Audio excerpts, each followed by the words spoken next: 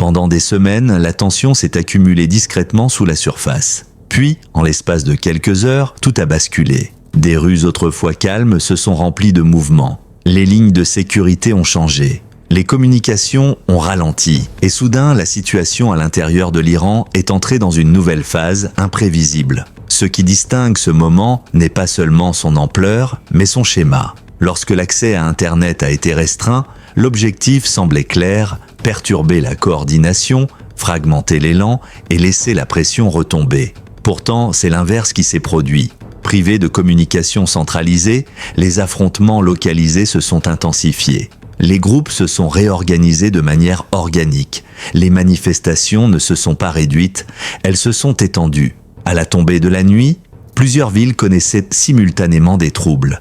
Dans plusieurs endroits, les forces de sécurité ont ajusté leur posture, se retirant des rues ouvertes pour concentrer leurs efforts sur la protection des bâtiments clés et des infrastructures. Ces retraits n'étaient pas uniformes, mais ils étaient visibles. Dans des centres-villes, autrefois considérés comme solidement contrôlés, des véhicules de police ont été abandonnés, certains retrouvés plus tard endommagés ou détruits. L'impact visuel, à lui seul, était lourd de sens.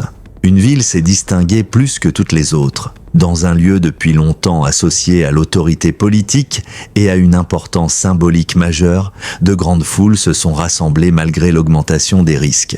Des slogans ont résonné dans des quartiers qui avaient rarement connu une contestation ouverte. À la fin de la nuit, des unités de sécurité s'étaient retirées de plusieurs carrefours, marquant un tournant psychologique significatif. Ce n'était pas un mer effondrement, mais un réajustement. À travers le pays, les affrontements ont suivi un rythme similaire. Avancées brèves, retraits rapides, regroupements. Dans certaines zones, des manifestants se sont approchés à proximité immédiate de centres de commandement majeurs, obligeant les responsables de la sécurité à revoir leurs priorités de déploiement. La capitale a connu certains des moments les plus sensibles. À Téhéran, des foules ont afflué vers des zones fortement gardées. Les voies d'accès se sont resserrées. Les points de contrôle ont été renforcés. Pourtant, même là, l'ampleur de la participation a remis en cause les hypothèses de confinement. Ailleurs, des sites symboliques ont été pris pour cible, non comme objectif militaire, mais comme représentation de l'autorité. Certains monuments ont été endommagés, d'autres ont été vandalisés. Chaque incident a amplifié le message général. Le long de la côte sud, la tension s'est à nouveau déplacée. Des informations ont fait état de civils ayant pris le contrôle de zones clés autour d'une ville portuaire stratégique. Ce site joue un rôle vital dans le commerce et les flux énergétiques, et même une perturbation temporaire entraîne des conséquences économiques. Si le contrôle total reste incertain, la simple présence de grandes foules dans ces zones a introduit de nouvelles variables dans une situation déjà complexe. À l'approche du jour, l'environnement informationnel est devenu plus opaque. Avec une connectivité limitée, les détails vérifiés étaient plus difficiles à confirmer. Ce qui pouvait néanmoins être établi, c'était l'ampleur du mouvement. Les manifestations avaient touché bien plus d'une centaine de villes et de localités. Les universités sont devenues des points de convergence. Les quartiers commerciaux ont fermé dans des actions coordonnées.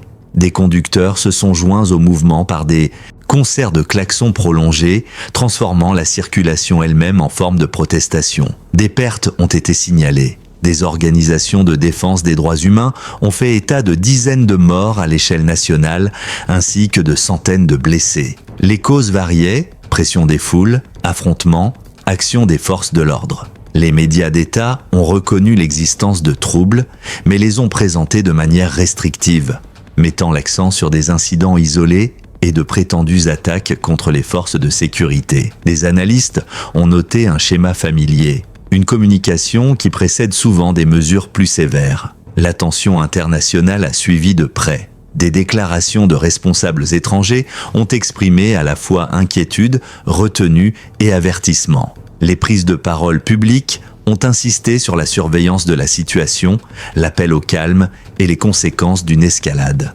Parallèlement, des messages adressés aux manifestants ont mis en avant les droits, la liberté de rassemblement et les implications à long terme pour l'avenir du pays. En coulisses, La pression économique continuait de s'accumuler. Des responsables à l'étranger ont souligné les tensions structurelles de long terme pesant sur l'économie iranienne. Instabilité monétaire, baisse du pouvoir d'achat, frustration publique face à la gouvernance et au manque d'opportunités. Ces facteurs constituaient la toile de fond des troubles, non comme un déclencheur unique, mais comme un poids accumulé. Alors que les manifestations se poursuivaient, des informations ont émergé concernant des perturbations partielles dans les aéroports et des déroutements de vols. Leur origine, coupure d'électricité, protocole de sécurité ou mesures de précaution, restaient incertaines. Mais l'effet était le même, un sentiment d'isolement qui s'approfondissait.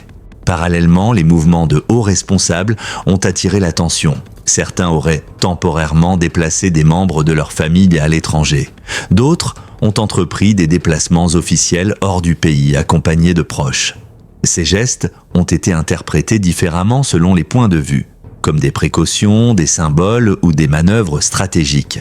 Ce qui comptait le plus, c'était la perception. Et la perception alimente l'élan. La question centrale n'est désormais plus de savoir si des troubles existent. Ils existent clairement. La question est, que va-t-il se passer ensuite ? Jusqu'à présent, la réponse s'est appuyée sur une application sélective de la force, des arrestations et des pressions localisées plutôt que sur une mobilisation totale. Cette retenue peut refléter un calcul, une incertitude ou une crainte des conséquences. Mais l'histoire montre que certains seuils sont déterminants. Une fois franchis, les dynamiques changent rapidement. Pour les manifestants, l'endurance est essentielle. Maintenir l'élan sous des communications restreintes met à l'épreuve l'organisation et la détermination. Pour les autorités, conserver le contrôle sans escalade devient de plus en plus difficile à mesure que la participation s'élargit. Il ne s'agit plus d'une seule ville, d'une seule nuit ou d'une seule revendication. Il s'agit d'une direction. Reste à savoir si cette phase mènera au dialogue, à l'adaptation ou à la confrontation. Ce qui est certain, c'est que la situation évolue plus vite que les récits officiels ne peuvent de suivre. Les avancées et les retraits se poursuivent. Les affrontements s'embrasent, puis retombent, et chaque jour redéfinit les attentes pour le suivant. Ce qui est souvent sous-estimé dans des moments comme celui-ci, c'est le rôle même de l'incertitude. Aucun des deux camps ne semble disposer d'une vision complète, et ce manque de clarté façonne les comportements en temps réel. Lorsque la communication ralentit, la prise de décision se décentralise. Les commandants locaux tranchent sans directive claire. Les groupes de protestation s'adaptent sans coordination. Le résultat est un paysage défini moins par le contrôle que par la réaction. Cette incertitude est visible dans la manière dont les affrontements se déroulent. Des avancées éphémères sont suivies de retraits prudents. Les lignes sont testées, puis abandonnées. Dans certaines zones, les unités de sécurité réapparaissent quelques heures plus tard. Dans d'autres, elles ne reviennent pas du tout. Ce rythme saccadé crée une tension des deux côtés, amplifiant la fatigue et les erreurs de calcul. Les pertes matérielles, bien que limitées, ont une portée symbolique. Les véhicules endommagés et les infrastructures perturbées ne sont pas décisifs en soi, mais ils érodent la confiance. Le monde observe, silencieusement, attentivement. Et si vous voulez garder une longueur d'avance sur l'évolution de la situation, n'attendez pas, aimez cette vidéo, abonnez-vous dès maintenant et restez à l'écoute, car le prochain développement pourrait survenir plus tôt que prévu.